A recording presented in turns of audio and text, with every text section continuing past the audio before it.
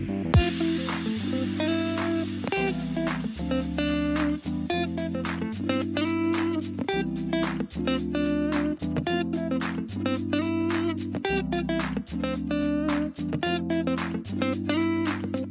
araw, magluluto tayo ng sisig.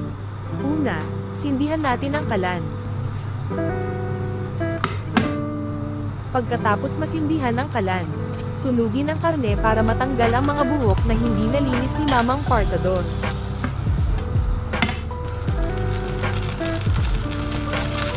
Mag-ingat sa apoy, dahil mainit ito at para hindi masunog ang kamay. Suriin mabuti kung may mga buhok na hindi nasunog. Gumamit ng pang-ipit at guwantes para siguradong ligtas sa apoy.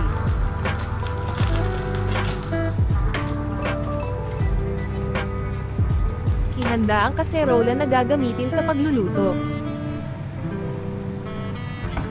Hugasan ang mga karne bago ito ilagay sa kaserola.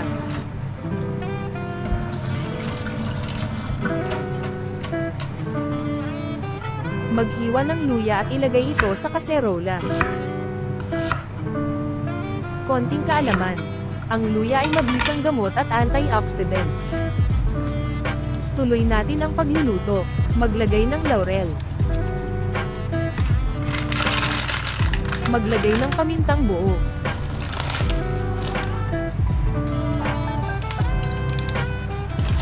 Maglagay din ng bawang.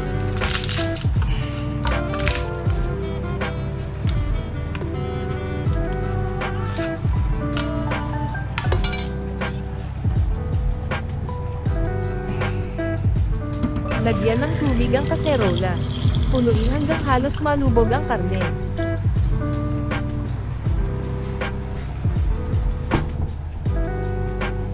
Lagyan ng asin at isalang ito sa apoy.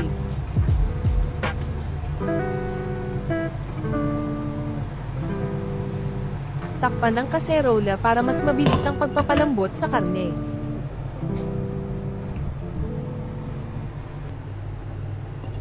Pakuluan ang karne ng 1 hanggang 2 oras, hanggang ang karne ay nasa tamang lambot.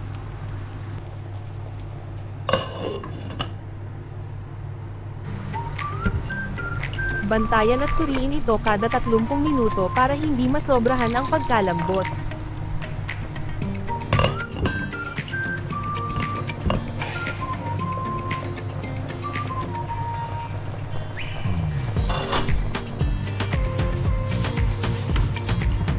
Pagkatapos palambutan ng karne, lagyan ito ng malamig na tubig.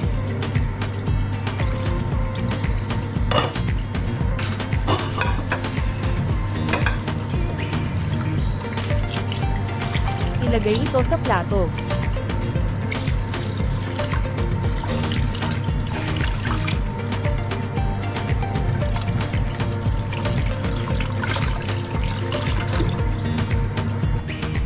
Ihanda ang air fryer at ilagay ang karne sa lagayan nito.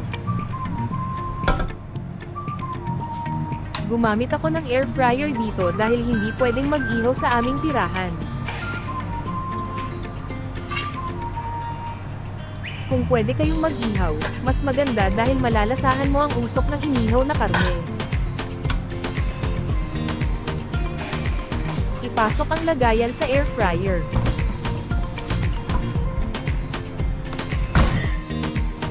Itakda ang setting ng air fryer sa 185 degrees Celsius sa loob ng 10 minuto.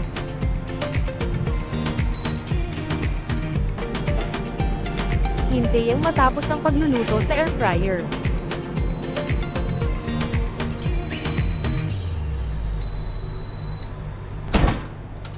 Tanggalin ito sa air fryer at ilagay sa lalagyan.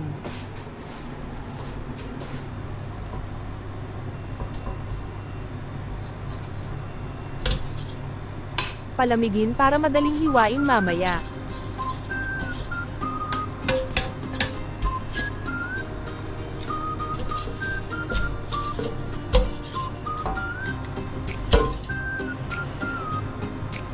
Heto ang mga kailangan natin sa pagluluto ng sisig. Gumamit ng 3 sibuyas. Dagdagan kung hindi sapat ang 3. Lagyan ng siling haba o siling labuyo. Depende sa anghang na gusto. Gumamit ng bawang.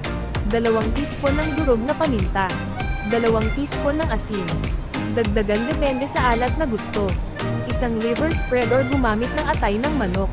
Lime or lemon. Suka, mayonnaise, at butter.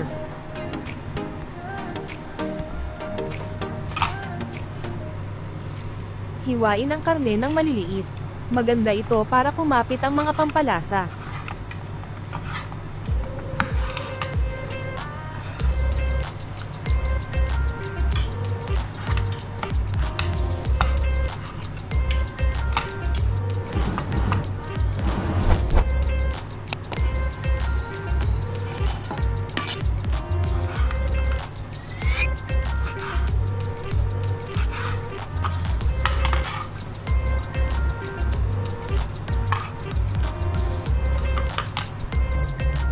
Ihanda na ang lutuan. Maglagay ng butter sa lutuan.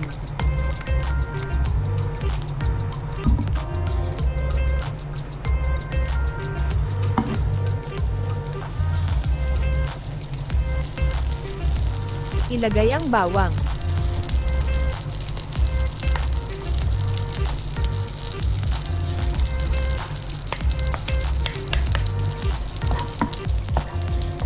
Ilagay ang sibuyas at ang sili.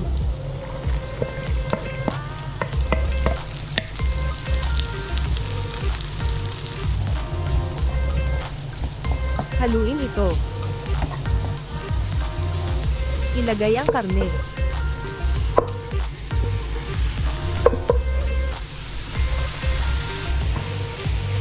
Haluin ng maigi.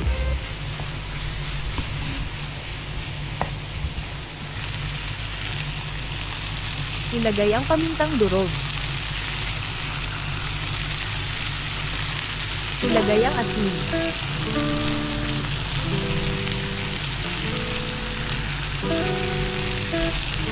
Ilagay ang liver spread.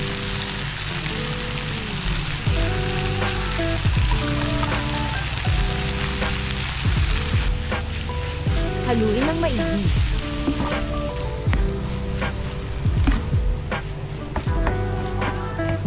Luto na ang sisig.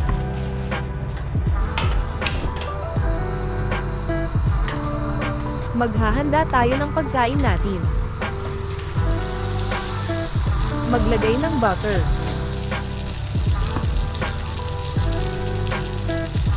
Maglagay ng karne, yung kaya nating ubusin.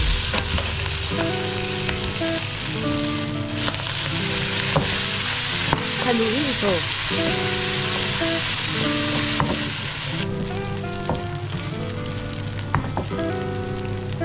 Magprito ng itlog.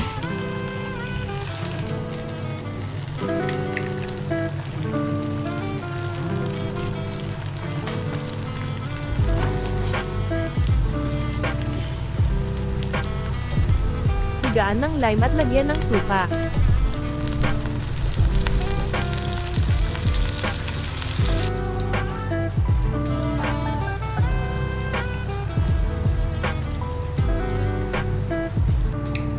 Patayin ang apoy at lagyan ng mayonnaise.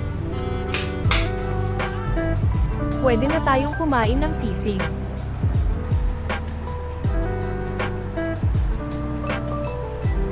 Please follow our FB page and subscribe to our channel. Maraming salamat!